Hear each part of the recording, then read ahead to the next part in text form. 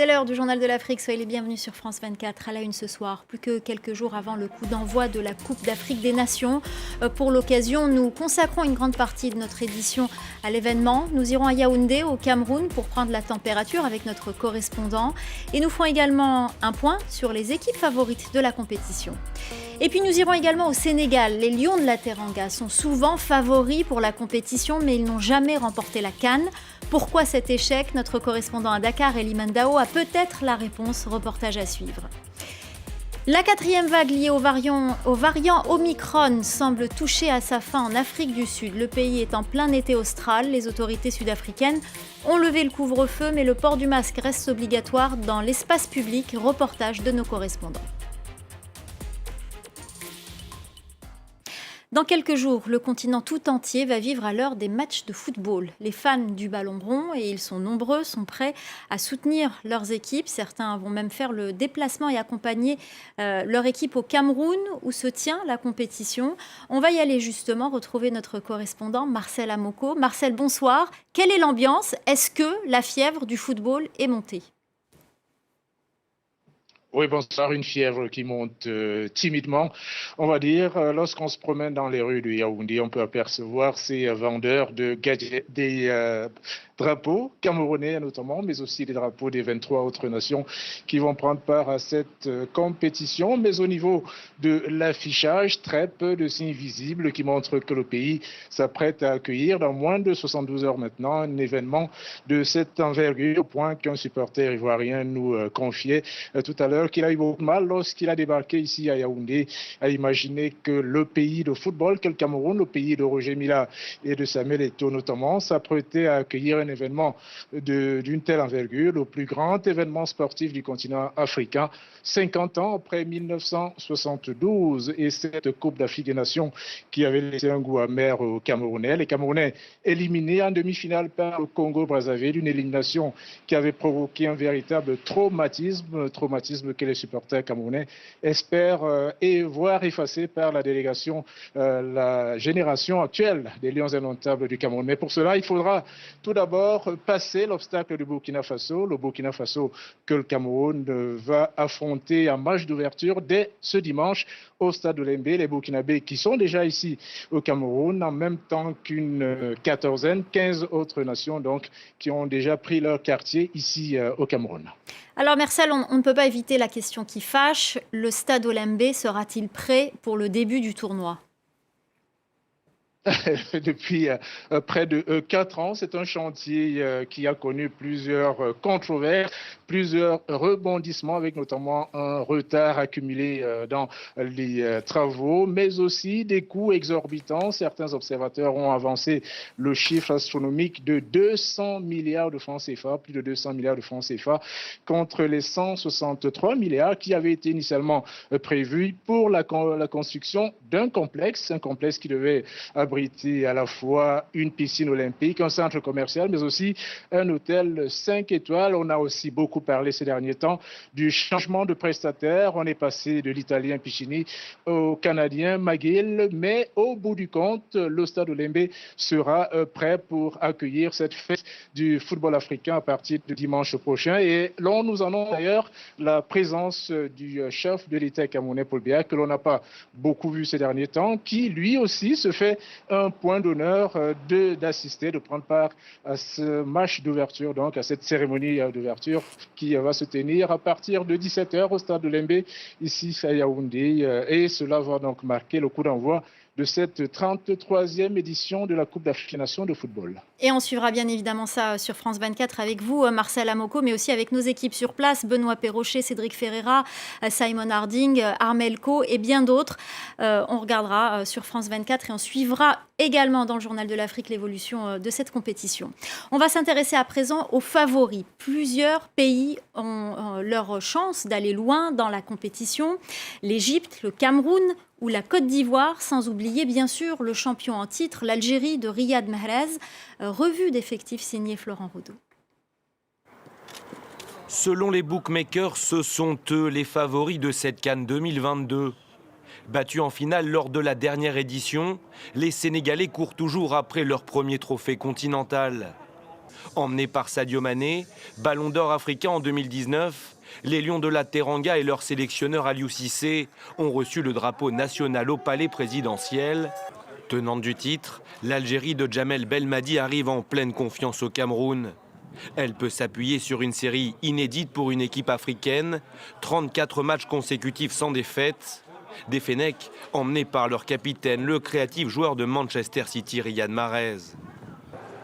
Nation la plus titrée, avec 7 CAN à son palmarès, l'Égypte elle aussi aura son mot à dire. Meilleur buteur et passeur de première ligue avec Liverpool, Mohamed Salah marche sur l'eau depuis le début de la saison. Il tentera de remporter la première CAN pour son pays depuis 2010. Plusieurs outsiders, à commencer par la Côte d'Ivoire. Des éléphants qui comptent dans leur rang Sébastien Haller, 10 buts en seulement 6 matchs de Ligue des Champions cette saison. Ne pas oublier non plus le Nigeria, mais aussi le Cameroun, le pays hôte sacré en 2017 et qui voudra, devant son public, garder la coupe à la maison. Vous l'avez entendu, le Sénégal fait figure de favori. C'est souvent le cas d'ailleurs, mais les Lions de la Teranga n'ont jamais remporté la CAN. Ils sont bien arrivés en finale, c'était le cas en 2019, mais ils ne parviennent pas à concrétiser malgré la présence de grands talents dans leur équipe. Pourquoi ces échecs? Notre correspondant à Dakar, Elie Mandao, a peut-être la réponse. Reportage. Il est la mascotte officielle de l'équipe nationale du Sénégal de football. Paco assiste cet après-midi à une séance d'entraînement des Lions avec ses compagnons du 12e Gaindé, le célèbre groupe de supporters du Sénégal. Il attend impatiemment un titre de la sélection nationale à la Coupe d'Afrique des Nations. On est optimiste pour cette CAN parce que ça fait très longtemps qu'on court derrière ce sac. Vraiment, c'est quelque chose qu'on souhaite. Espérons que ça, cette fois-ci, ça sera la bonne. Sénégal! Le Sénégal n'a jamais remporté la CAN. Les Lions sont souvent favoris, mais jusqu'ici, jamais vainqueurs. Pour l'ancien international sénégalais Amdi Faye, finaliste malheureux à la CAN de 2002, l'équipe nationale a du mal à aborder les grands événements. On n'a pas la notion de la gagne. Et ça, c'est très important. On l'a peut-être à 50%. C'est genre phase finale, c'est genre éliminatoire. Mais aller chercher la coupe, c'est ça le problème du Sénégal. Et ça, il faut forcer le destin. C'est pour ça qu'aujourd'hui, on met tellement l'accent sur cette génération-là. Après l'échec en finale contre l'Algérie lors de la précédente édition de la CAN, l'heure de la victoire pourrait enfin arriver, selon ce journaliste sportif. L'équipe peut compter sur des joueurs de grand talent et un sélectionneur respecté. La colonne vertébrale de l'équipe est composée de joueurs de classe mondiale entre Idrissa Gana Gueye, Kalidou Koulibaly, Edouard Mendy et Sadio Mané à la pointe. Donc il y a vraiment du talent dans cette équipe-là. L'entraîneur également est arrivé à un niveau où il a acquis énormément d'expérience. C'est sa 3e CAN en tant qu'entraîneur. Donc vraiment, il y a beaucoup de motifs d'espoir. Ça va être une CAN très difficile, mais le Sénégal a les armes pour aller au bout. Pour son entrée en lice à la CAN, le Sénégal affronte le Zimbabwe ce lundi. Il n'y aura pas que le mental qui compte, il y aura aussi le physique et la pandémie s'est de nouveau invitée dans la compétition. Pour le moment, ce sont les 2 stars de l'équipe gabonaise, Pierre-Emerick Aubameyang et Mario Lemina, qui en ont fait les frais. Ils étaient tous 2 positifs au Covid-19 à un test antigénique. Ils attendent le résultat d'un test PCR à 4 jours du premier match des Panthères. Voilà ce que l'on pouvait dire sur la CAN. On passe au reste de l'actualité. Alors que de nombreux pays européens enregistrent des centaines de milliers de cas d'Omicron par semaine, les regards se tournent vers l'Afrique du Sud. C'est là-bas que le variant a été identifié pour la première fois. Aujourd'hui, le pays semble sortir de cette 4e vague liée à Omicron. Le couvre-feu est levé, mais le port du masque reste obligatoire dans l'espace public. L'évolution du variant sera-t-il similaire en Europe? Rien n'est moins sûr. C'est ce que nous explique notre correspondante au Cap, Caroline Dumais. Crème solaire et bikini, l'été austral bat son plein sur les plages bondées du Cap, où la vie paraît normale. Les Sud-Africains ne comprennent pas pourquoi le reste du monde continue à les isoler. Je pense qu'on s'en tire mieux que les pays qui nous ferment les portes et qui nous empêchent d'aller chez eux. Je crois que c'est parce que nous sommes un pays en développement. C'est pour cela qu'ils nous ont mis sur la liste rouge. Si on était les États-Unis, ça n'arriverait pas. Un pays en développement qui a quand même découvert le variant Omicron et qui continue à l'étudier. Dans ce laboratoire de Durban, on a analysé les 2/3 des échantillons Covid du continent africain. Les scientifiques sud-africains, qui sont à la pointe de la recherche mondiale sur le Covid, ont publié plusieurs études aux conclusions similaires. Le variant Omicron a provoqué des formes moins graves de la maladie que les autres variants.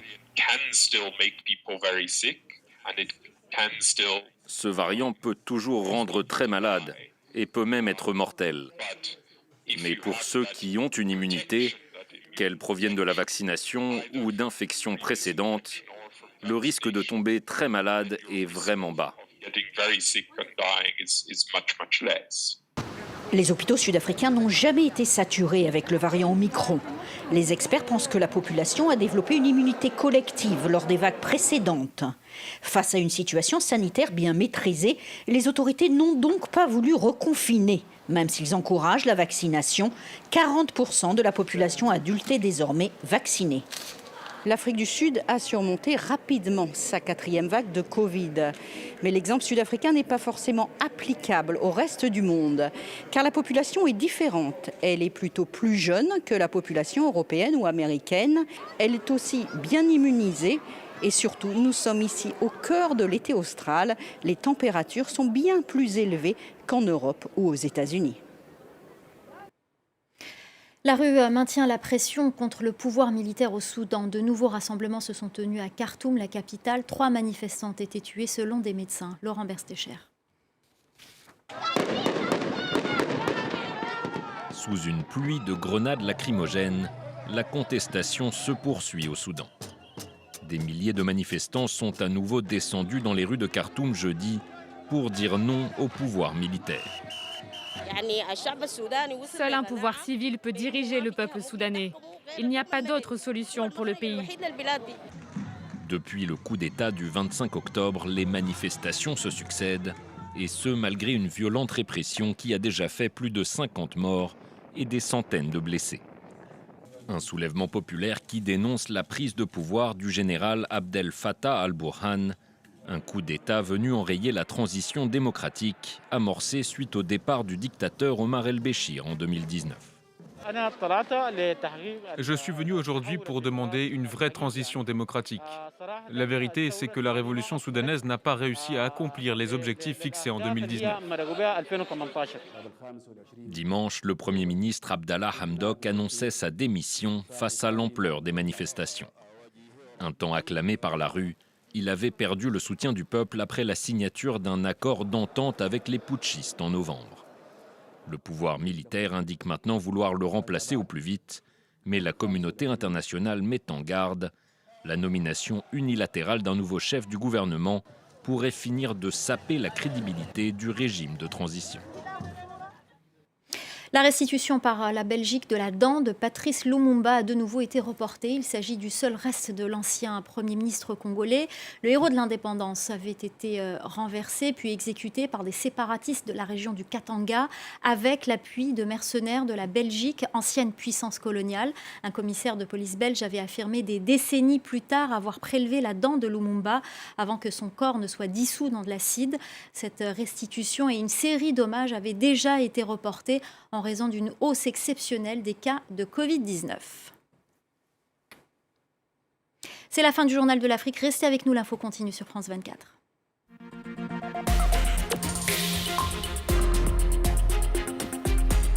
Chaque semaine, entrez dans les coulisses des batailles économiques.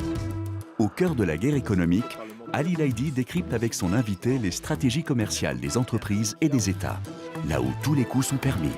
L'entretien de l'intelligence économique, présenté par Ali Laïdi. À voir sur France 24 et sur France24.com.